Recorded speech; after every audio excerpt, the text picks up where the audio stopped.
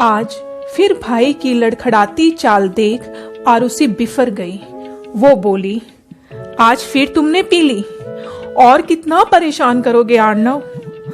प्रति उत्तर में हमेशा आर्नव एक ही मुद्दा रखता, इतनी सफलता के बाद भी मैं सुखी क्यों नहीं हूं आरुषि? तुम तो मेरी तकलीफ को समझो। आरुषि ने समझाते हुए कहा, जीवन में सफल होना और सुखी होना दो भिन्न स्थिति है।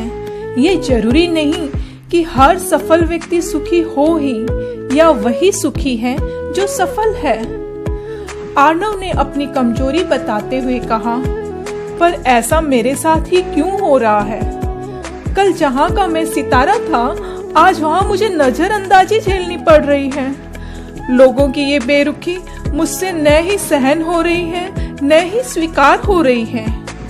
आरुषि ने प्यार से उसे सहलाते हुए कहा, एक बार ऑस्कार पुरस्कार प्राप्त करने के दौरान 12 मिनट तक का स्टैंडिंग ओवेशन का विश्व कीर्तिमान जिनके खाते में दर्ज है, वो चार्ली चैपलिन संपूर्ण विश्व को हंसाने वाले विश्व के वो उदास शख्स थे जिन्हें अपने आंसू बारिश की बूंदों में मिलाकर छिपाकर जीना पड़ता था। ये सब सुनते सुनते आर्नव सो चुका था। आरुषि पहले आर्नव के इंतजार में खाना नहीं खा पाई और अब उसकी इस हालत को देखकर नहीं खा पाई और न ही सो पाई। सफलता का ऐसा नकारात्मक रूप भी होता है, उसे अंदाज भी न था। सफलता एक व्यसन भी होती है, यह उसने अब जाना था। बचपन में ही माँ बाप का साया उठ जाने से आरुषि और आर्नव रिश्तेदारों के यहाँ पले बढ़े। माता पिता के अभाव में घर से दूर होने पर बच्चा या तो बुरी तरह बिगड़ जाता है या पूरी तरह परिपक्व हो जाता है, परंतु यहाँ ये दोनों भिन्न स्थितियाँ एक साथ देखने को मिल रही थी। मामा जी को अपने बच्चों के लिए आरुषि का साथ आशीर्वाद लगता था, किंतु आर्नव की संगत का अभिशाप वो उन पर नहीं पड़ने देना चाहते थे। मामा जी को शर्मिंदा होकर कुछ कहना न पड़े, इसलिए आरुषि ने खुद ही अलग रहने का प्रस्ताव रख दिया। मामा जी ने आरुषि से कहा, तुम कैसे इसके साथ रहोगी? तुम हमारे साथ ही रुक जाओ। आरुषि ने दिलासा देते हुए कहा, आप चिंता मत कीजिए, मैं इसके साथ ही रहूंगी, सब ठीक हो जाएगा। आरुषि ये तय ही नहीं कर पा रही थी कि वो कौन सी स्थिति में खुश है। आर्नव के साथ रहने पर उसकी आदतों से परेशान होती, वहीं आर्नव से अलग होने पर उसकी चिंता कर अशांत होती। दरअसल जुड़वा बच्चों के रंग रूप में जो साम्यताएं पाई जाती है, उससे बिल्कुल विपरीत थे ये भाई बहन, शकल सूरत से भी और मिजाज से भी, और शायद भाग्य से भी, या यूं कह दो कि दोनों के भिन्न पुरुषार्थ ने उन्हें भिन्न भाग्य दिया। एक मदिरा के बिना रह नहीं पाता तो दूसरी मंदिर गए बिना खा नहीं पाती। इन जुड़वा भाई बहन की तरह ही मदिरा और मंदिर मिलते जुलते अक्षरों से बने दो भिन्न शब्द हैं। दोनों के ही पास लोगों की भीड़ लगी रहती है, अपनी समस्याओं के साथ, अपने गमों के साथ और अपनी खुशियों के साथ। आर्नव अब असफलता के गम को मिटाने के लिए शराब के समंदर में गोते खा रहा था, वहीं आरुषि जीवन निर्वाह के लिए नौकरी के धक्के खा रही थी। एक दिन आरुषि जहां साक्षात्कार के लिए पहुंची, वहां पर उसकी भेंट उसके कॉलेज के सहपाठी आश्रय से हुई। दरअसल ये कंपनी आश्रय के पिता की ही थी। आरुषि की योग्यता ने उसे नौकरी दिलाई और मृदु व्यवहार ने आश्रय की दोस्ती भी दिलाई।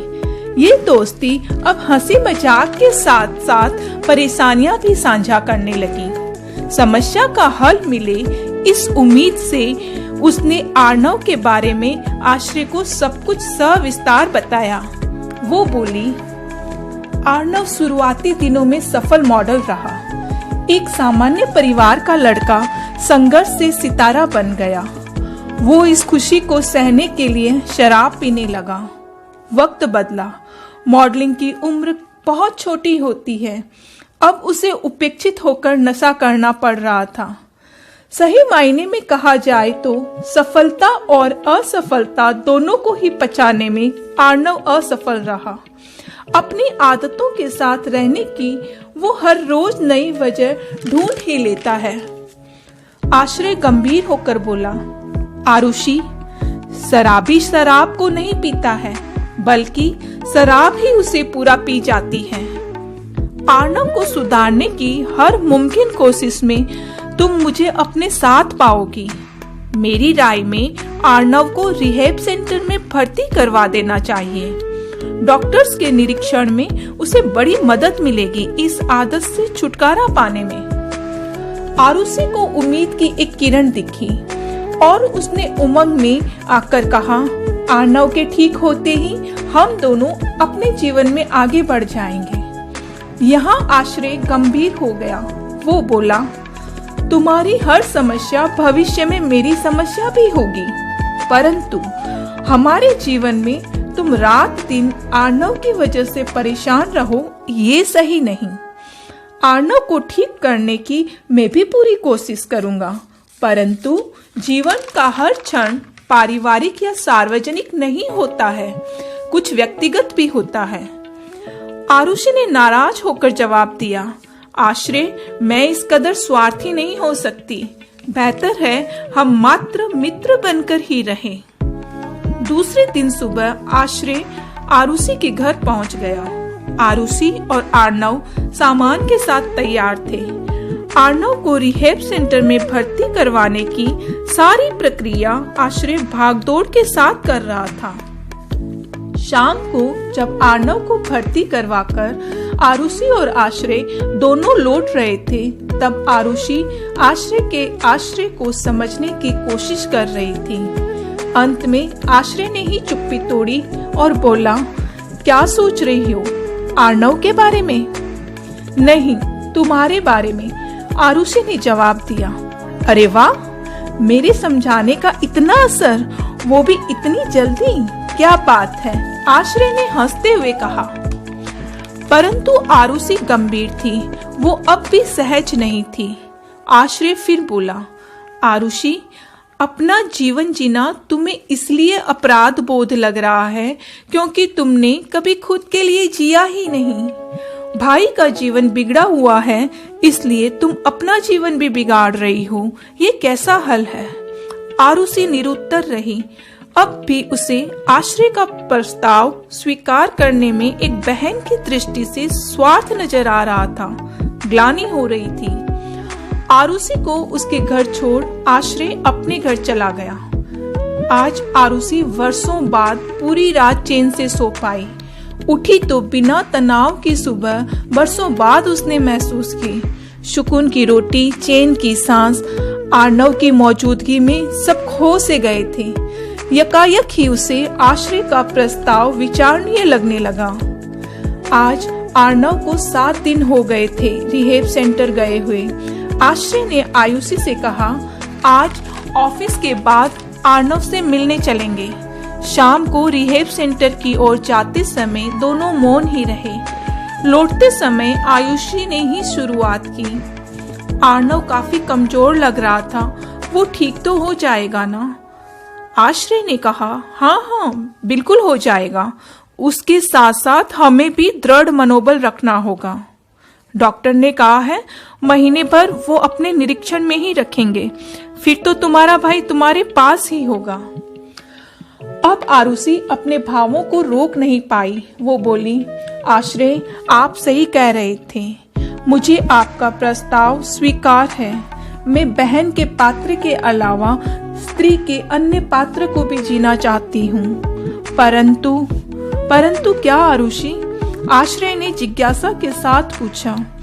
मेरे मन में एक ग्लानि है। मेरे इस स्वार्थी निर्णय पर माँ पिताजी की आत्मा को दुख हुआ तो? आरुषि ने अपनी दुविधा अपराध बोध के साथ कह दी। मुस्कुराते हुए आश्रय ने जवाब दिया, नहीं आरुषि, ऐसा बिल्कुल नहीं है। हर माँ बाप अपनी हर संतान को सुखी देखना चाहते हैं। किसी एक संतान के कारण दूसरी संतान का जीवन भी खत्म होगा तो वो दुखी होंगे।